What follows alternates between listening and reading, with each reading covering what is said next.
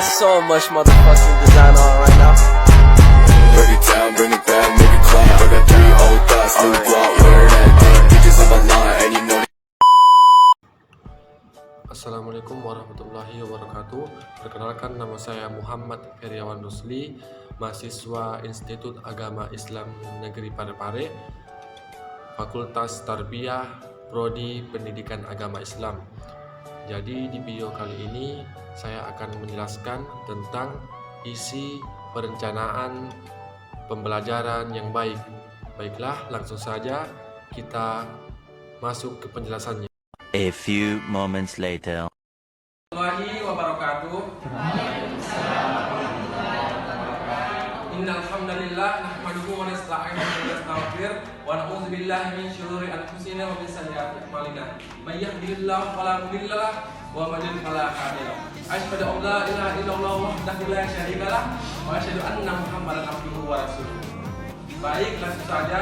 Pertama-tama, mari kita panjatkan puja dan puji syukur atas kehadiran Allah Subhanahu wa taala, karena telah memberikan kita begitu banyak kenikmatannya, dan diantaranya yaitu nikmat kesehatan, nikmat kesempatan, dan terlebih lagi yang namanya nikmat iman dan Islam.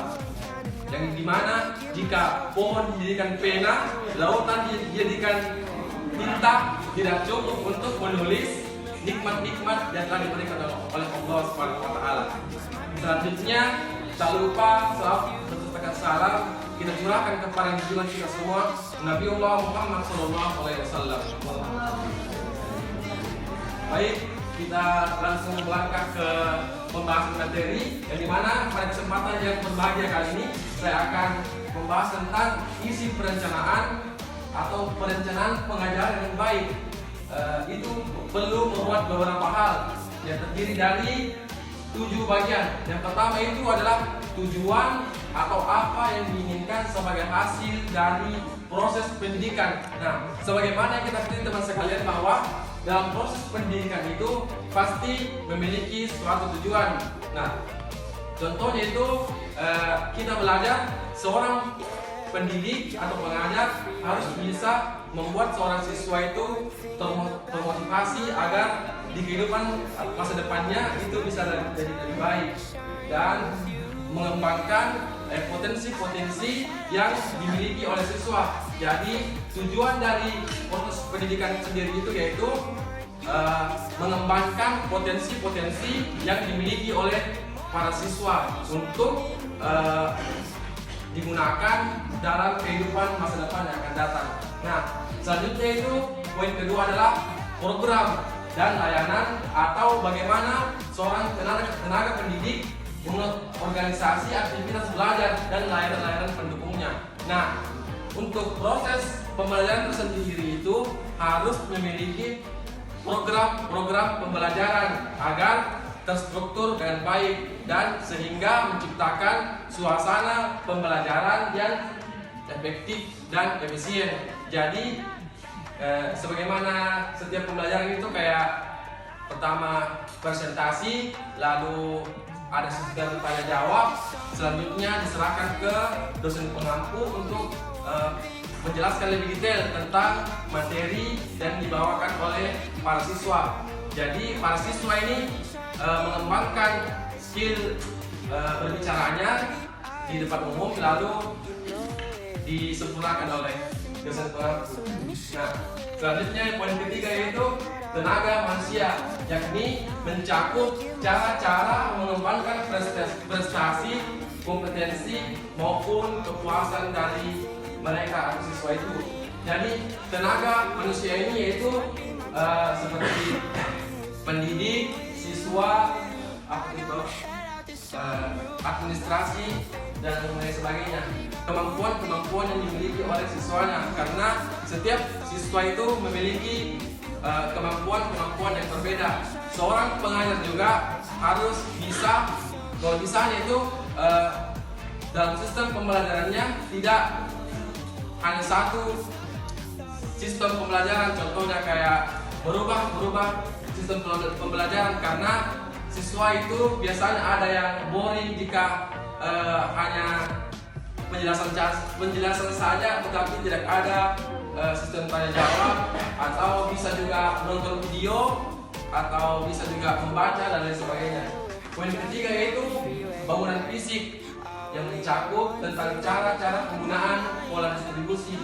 Bangunan fisik ini yaitu lingkungan-lingkungan yang nyaman untuk belajar. Contohnya seperti di sini kita dalam gedung tarbiyah, memiliki AC, tidak kepanasan, memiliki lampu, ada televisi, dan yang lain sebagainya. Jadi harus memiliki tempat yang nyaman untuk bisa melancarkan proses pembelajaran. Poin selanjutnya yaitu keuangan meliputi rencana pengeluaran dan rencana penerimaan. Nah, ini keuangan ini yang dimana kita ketahui bahwa kita sebagai mahasiswa ini memiliki kewajiban yaitu membayar UKT. Nah, itu adalah sistem penerimaan. Jadi bagaimana kampus menerima pembayaran, lalu pengeluarannya itu ini yang kita rasakan saat ini kayak AC dan tempat yang nyaman ini. Selanjutnya poin ke-6 yaitu struktur organisasi. Maksudnya itu bagaimana cara berorganisasi dan memanajemen operasi pengawasan program aktivitas pendidikan yang direncanakan. Jadi seperti yang kita rasakan di pertemuan pertama perkuliahan, di mana dosen biasanya itu menyampaikan RPS. Jadi memiliki tempat yang nyaman untuk bisa melancarkan proses pembelajaran. Poin selanjutnya yaitu keuangan meliputi rencana pengeluaran dan rencana penerimaan. Nah, ini keuangan ini yang dimana kita ketahui bahwa kita sebagai mahasiswa ini memiliki kewajiban yaitu membayar UKT. Nah, itu adalah sistem penerimaan. Jadi bagaimana kampus menerima pembayaran, lalu pengeluarannya itu ini yang kita rasakan saat ini kayak AC dan tempat yang nyaman ini. Selanjutnya poin ke-6 yaitu struktur organisasi. Maksudnya itu bagaimana cara mengorganisasi dan memanajemen operasi pengawasan program aktivitas pendidikan yang direncanakan. Jadi seperti yang kita rasakan di pertemuan pertama perkuliahan, di mana dosen biasanya itu menyampaikan RPS. Jadi semua pembelajaran yang akan dilalui selama satu semester penuh itu akan disusun sedemikian rupa dalam bentuk RPS. Itu jadi bisa lebih terstruktur dengan lebih baik, sehingga kita tahu besok ini belajar apa dan kapan UTS dan UAS. Dan poin terakhir yaitu konteks seksual atau konteks sosial atau elemen-elemen yang lainnya. Nah, konteks sosial ini yang dimaksud adalah bagaimana itu pendidik menciptakan interaksi yang baik dengan para siswanya. Nah, agar menciptakan lingkungan pembelajaran yang baik. Nah, mengutip perkataan dari Pak Abdul Rahman mengatakan bahwa untuk menciptakan lingkungan pembelajaran yang baik itu kita bisa menggunakan cara istilah BAIKEM, yaitu pembelajaran aktif, interaktif, efisien, dan menyenangkan. Nah, jadi sehingga dalam sistem pembelajaran itu semua siswanya aktif, tidak hanya 1-2 orang saja, tapi semuanya bisa berdiskusi, mengeluarkan pendapatnya, walaupun itu salah, tapi itu tidak apa-apa karena akan bisa diperbaiki oleh dosen pengampu.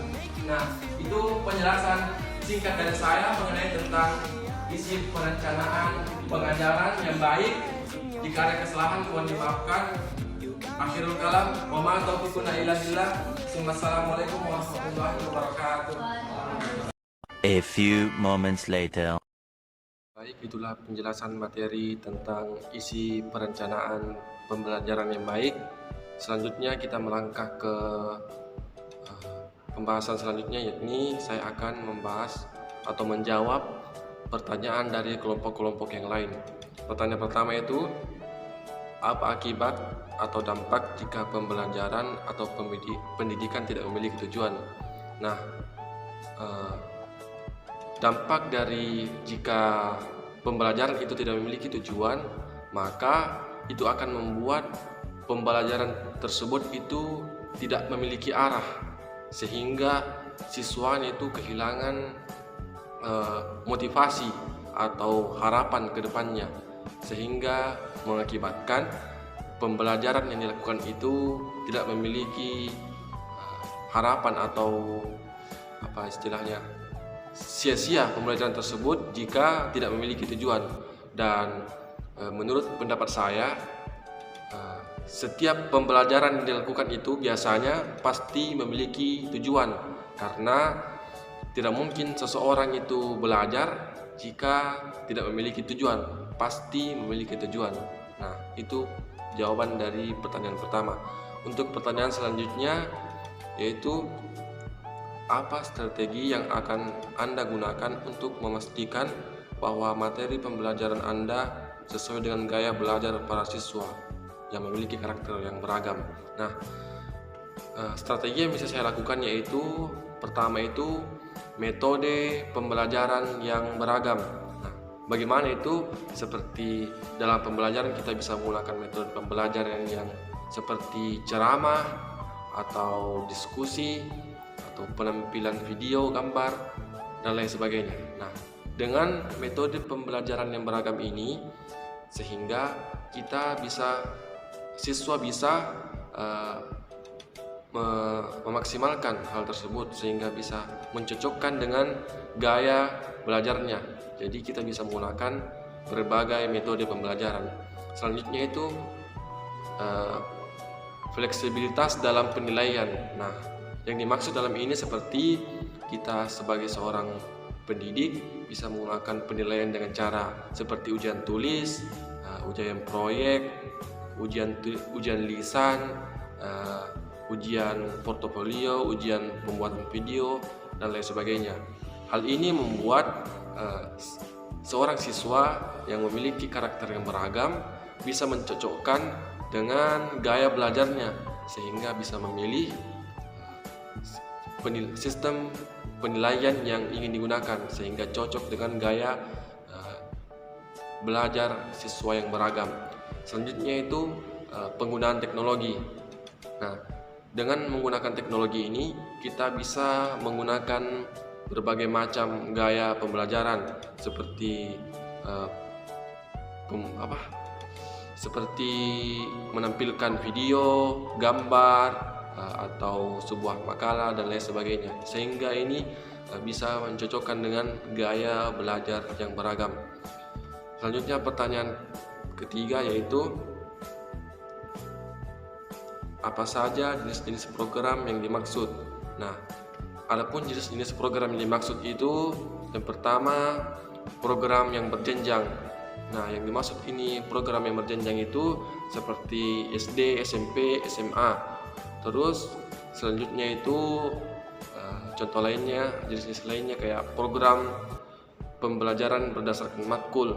Nah, contohnya kayak di pelajaran SMA itu ada pelajaran matematika, bahasa Indonesia, dan lain sebagainya. Nah, itulah jawaban dari saya atas pertanyaan dari kelompok-kelompok yang lain. Jika ada kesalahan, mohon dimaafkan, karena saya manusia biasa yang tidak luput dari yang namanya kesalahan. Baik, itulah penjelasan materi dari saya dan jawaban atas pertanyaan dari kelompok-kelompok yang lain. Sekian dari saya akhiri video kali ini. Akhirul kalam, wa ma taufiquna illa billah. Assalamualaikum warahmatullahi wabarakatuh.